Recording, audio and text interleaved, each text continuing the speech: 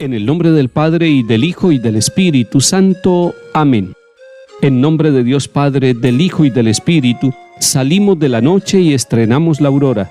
Saludamos el gozo de la luz que nos llega, resucitada y resucitadora. Tu mano acerca el fuego a la tierra sombría, y el rostro de las cosas se alegre en tu presencia. Si la veas el alba igual que una palabra, tú pronuncias el mar como sentencia.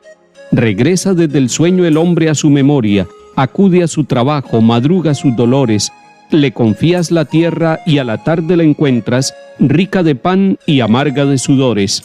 Y tú te regocijas, oh Dios, y tú prolongas en sus pequeñas manos tus manos poderosas, y estás de cuerpo entero, los dos así creando, los dos así velando por las cosas. Bendita la mañana que trae la gran noticia de tu presencia joven en gloria y poderío, la serena certeza con que el día proclama que el sepulcro de Cristo está vacío. Amén.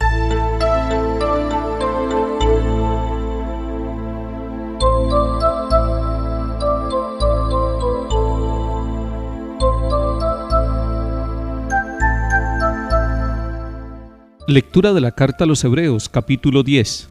Todo sacerdote ejerce su ministerio diariamente ofreciendo muchas veces los mismos sacrificios, porque de ningún modo pueden borrar los pecados.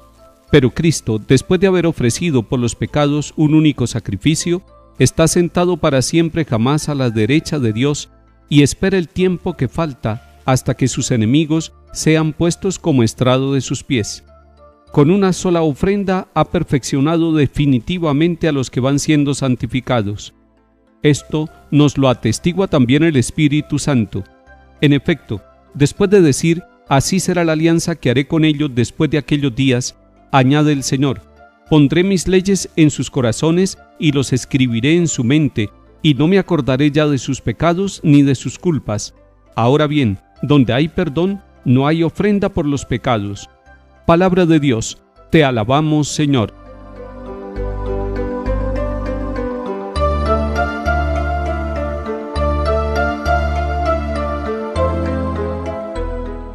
El capítulo 10 de la carta a los Hebreos que escuchamos hoy nos está haciendo pensar en un único sacrificio que Jesucristo ha ofrecido a Dios Padre. Y lo dice dos veces. Dice inicialmente que Cristo, después de haber ofrecido por los pecados un único sacrificio, está sentado para siempre jamás a la derecha de Dios. Y más adelante en este mismo capítulo que estamos leyendo, nos dice, con una sola ofrenda ha perfeccionado definitivamente a los que van siendo santificados. Es muy importante que nosotros, los cristianos católicos, que tenemos el santo sacrificio de la Eucaristía, pensemos que ese es el único sacrificio de Cristo. Cuando el sacerdote repite las palabras en el altar, las palabras de la consagración del pan y el vino, esas palabras que el Señor Jesús en la última cena le dio a sus apóstoles y les dijo, hagan esto en memoria mía, se está actualizando el único sacrificio de Cristo. No es que cada Eucaristía sea un sacrificio nuevo de Cristo, es el único sacrificio, es el sacrificio de Jesús allá en la última cena y en el altar de la cruz. Allí Él ofrece el sacrificio para siempre, se ofrece Él mismo. Los sacerdotes del Antiguo Testamento ofrecían sacrificios de animales. Así lo vemos desde el momento de la Pascua. En el libro del Éxodo está muy bien señalado, y todos los libros del Antiguo Testamento nos muestran los sacrificios que ofrecían los sacerdotes. Con la sangre del sacrificio se rociaba al pueblo, buscando la purificación de sus pecados. Pero esta purificación no se lograba. Realmente la sangre de los animales, lo ha dicho la carta a los Hebreos, no lograba purificar a las personas. Pero cuando se sacrifica el mismo Hijo de Dios, el Santo de los Santos, el único puro, el único verdaderamente leal y obediente a la voluntad del Padre, entonces ya no es necesario hacer muchos sacrificios. Es el único sacrificio de Cristo, y ese único sacrificio de Cristo es el que da la salvación. Pues bien, mis queridos hermanos, siempre que nosotros vamos a la Eucaristía, nos estamos uniendo a ese sacrificio. Qué bello que nosotros, los sacerdotes de la Iglesia Católica, en el altar, estamos delante de la comunidad ofreciendo el sacrificio redentor de Cristo. Y cuando el sacerdote está pronunciando las palabras de la consagración, la asamblea toda, La comunidad, el pueblo de Dios allí presente, está de rodillas, está en un momento de esperanza, está en un momento de reconocimiento de que tiene pecados y que solamente en Cristo encuentra el perdón. Y cuando ya el sacerdote dice, este es el sacramento de nuestra fe, la comunidad se levanta, pero es Cristo el que nos levanta, es Cristo el que nos eleva a nuestra condición de hijos de Dios, es Cristo el que borra nuestros pecados, y por eso la asamblea se une en una sola proclama diciendo, anunciamos tu muerte, proclamamos tu resurrección, ven Señor Jesús. Es que el sacrificio de Cristo se ha prolongado en la iglesia, en el altar, en los templos pequeños, en las grandes basílicas, en esa capilla campesina, allá junto al enfermo, se ha prolongado el sacrificio de Cristo. Y el sacrificio de Cristo Redentor perfecciona todos los sacrificios de la antigua alianza, del Antiguo Testamento. Todos los santos patriarcas, desde Abraham, estaban esperando este momento de un sacrificio que pudiera purificar los pecados. Pero cuando llegó la plenitud de los tiempos en Cristo Jesús, vino el único sacrificio, ese sacrificio que tiene un fruto. ¿Y cuál es el fruto? Es la ofrenda que va perfeccionando definitivamente a los que van siendo santificados. La Eucaristía nos perfecciona porque es el sacrificio de Cristo. La Eucaristía nos santifica porque es el sacrificio de Cristo. La Eucaristía perdona y borra nuestros pecados porque el Señor allí se está ofreciendo por usted, por mí, por los pecados de la humanidad, de nosotros los que creemos en Cristo, pero también por los pecados de aquellos hombres y mujeres que en cualquier parte del mundo han cometido pecados de distinta índole y solamente encuentran perfección, purificación y santificación en el sacrificio redentor de Cristo Jesús, nuestro Señor, el Hijo de Dios Padre, que en la Eucaristía, en la Santa Misa, se ofrece cada día para nuestra salvación. Ir a la Eucaristía es unirnos a la acción de gracias por aquel que ha perdonado nuestros pecados. Ir a la Eucaristía es decirle gracias Dios Padre porque en Jesucristo Señor nos ha dado la salvación que nosotros de otra manera no lograríamos conseguir. Es muy importante que nosotros recordemos que todos los bautizados, hombres y mujeres, somos sacerdotes, porque en la Iglesia está el sacerdocio común de todos los fieles recibido desde el día del bautismo, pero algunos hombres somos llamados para ser ministros sacerdotes del altar de los sacramentos y de la palabra.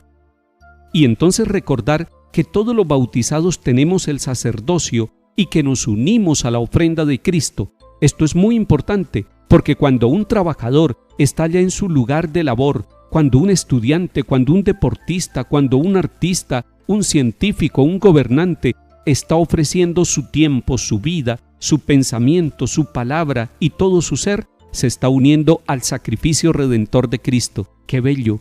Mientras el ministro sacerdote ofrece la Eucaristía en el altar de manera sacramental, todos los bautizados ofrecemos nuestro trabajo de cada día, nuestras luchas, incluso nuestros dolores y nuestras enfermedades, uniéndonos al sacrificio redentor de Cristo.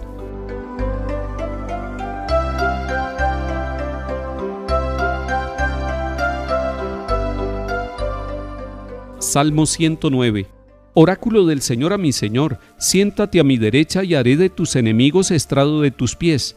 Desde Sión extenderá el Señor el poder de tu cetro, somete en la batalla a tus enemigos, eres príncipe desde el día de tu nacimiento. Entre esplendores sagrados yo mismo te engendré como rocío antes de la aurora. El Señor lo ha jurado y no se arrepiente, tú eres sacerdote eterno, según el rito de Melquisedec.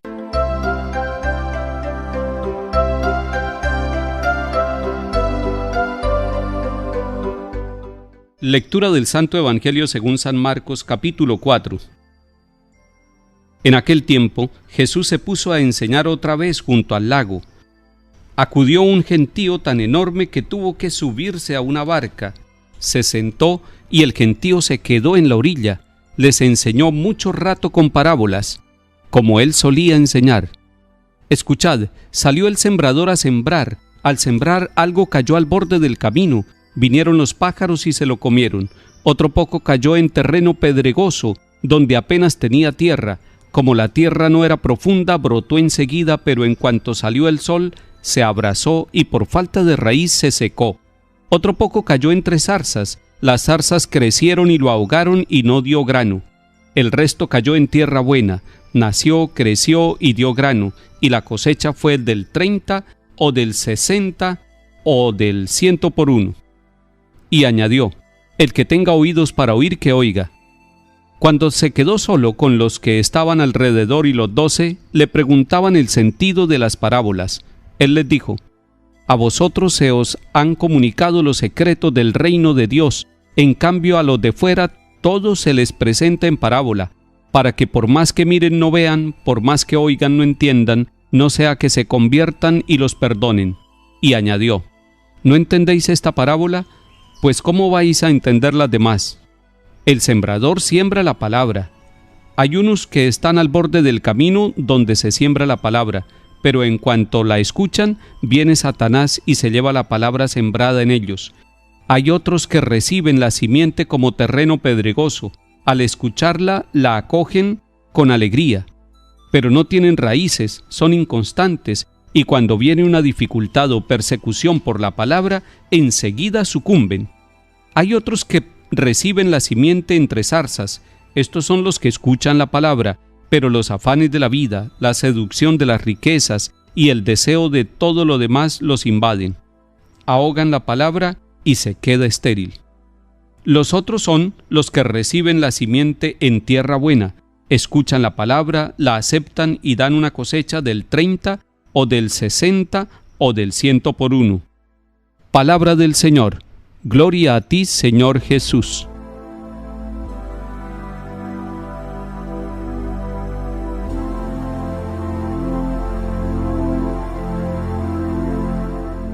Esta parábola del sembrador es muy conocida. Vamos a mirar simplemente algunos elementos. La palabra sembrada al borde del camino está muy expuesta, y por eso dice: el Señor viene Satanás y se la lleva. No está bien custodiada, no está bien cuidada esa semilla de la palabra. El segundo terreno, en la comparación, es el terreno pedregoso. Son los inconstantes. Ante cualquier prueba, rechazan a Dios, rechazan la iglesia, pelean con Dios y se van. El tercer terreno es el de las zarzas. Es decir, es una palabra ahogada por las preocupaciones y los afanes de la vida. ¿Cuál es el cuarto terreno? Y ojalá que todos estemos ahí. Son las personas que escuchan la palabra, la aceptan y dan buena cosecha. La palabra es una semilla. La palabra hay que recibirla con amor. La palabra da fruto en su vida y en mi vida.